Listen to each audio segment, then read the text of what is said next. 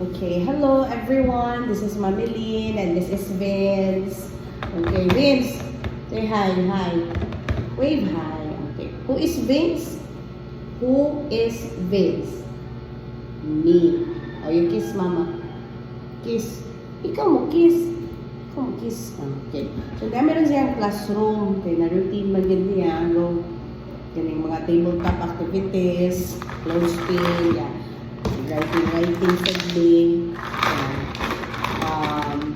So, sa grade klase, na-negotiable yun yung murag academic tutorial or house chores maroon. Kay na-routine naman. So, magiging na siya ang ako nakatunan sa OT, so yung occupational therapist na kanang ang pag-follow through, dapat mas naagin tayo ma-establish na routine sa ato. So, in fact, galayan gini yung lawas.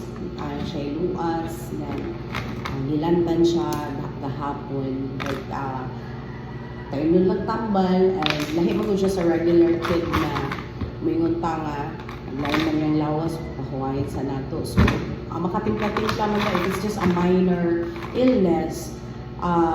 Padayon na gihapon because anyway, di mo man siya gaambak-ambak, galingkod naman siya doing the tabletop activities. So, 2 years old pa di ay may nagsugod og OT.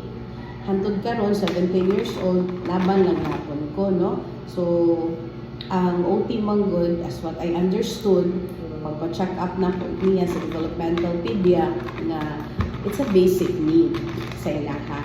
So, basic need, pareha na siya sa kinahanglanon sa pagkaon, sa sinina, o sa balay, sa shelter, no? So, basic need sa ilaha. So, dili lang ko makaako, di ko kaako nga basic need niya na akong hunungan. So, tambag lang sa nako, no? Ang daghan giningon nako nga na-belong siya sa low functioning, and then non-verbal. So, nasa giwingon nga anong kinahanglanon pa nga makaka-follow up na ko, but you know, I still need a mentor. I still need sa atong the right professionals na handle nila para una ko'y question makabalo ko unsaon because mama manggugta. So, madaog ta sa emotion, lahi dito na ay mag-handle nila. So, wala gid na ako i-give up. It's because I trust the process. Kay sa 2 years old pa na siya, grabe ka, tanang lamparo, paak, karatisya ni siya. And tanang sang emotions na giantod na ko. But then, I never gave up. Kay tuo man ko nga, mauni ang pamaagi na manage lang din nato sila. Kay nawa ko sa kalibutan kami sa ihang papa, somehow, hindi na kayo siya anak burden sa nakabilin. Loud kayo, no? But then that's reality, real talk. So, I hope I inspire the mothers out there who is in the same situation ako. Na kung unsay kinahanglanon, ihatag nato. And then, kung unsay angay na itong buhato na ma-follow up na ito, mahatag na ito yung tanan. Because, sugod raman mo ay lisod, no? But once mo consistent na ang routine, kaya na nila, no? Independent na na sila. And pwede na nato nga kanang maka-ato silang kanang biyaan. It's because they know what to do already during that time nga ato silang biyaan because they have routine already.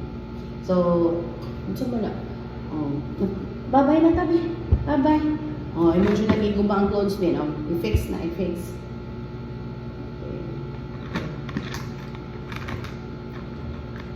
So, ana lang. So, karang alas 3 mo, attend mo may birthday party.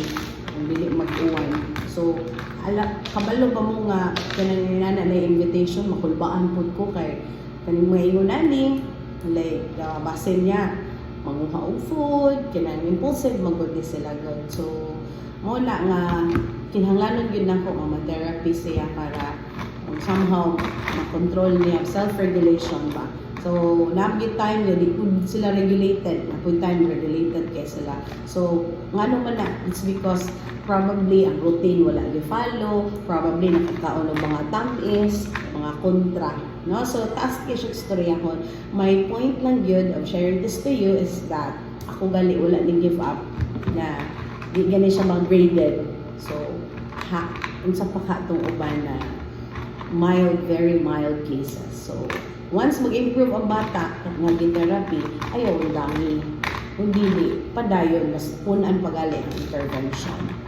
Okay. Bye! I hope I inspired some people out there.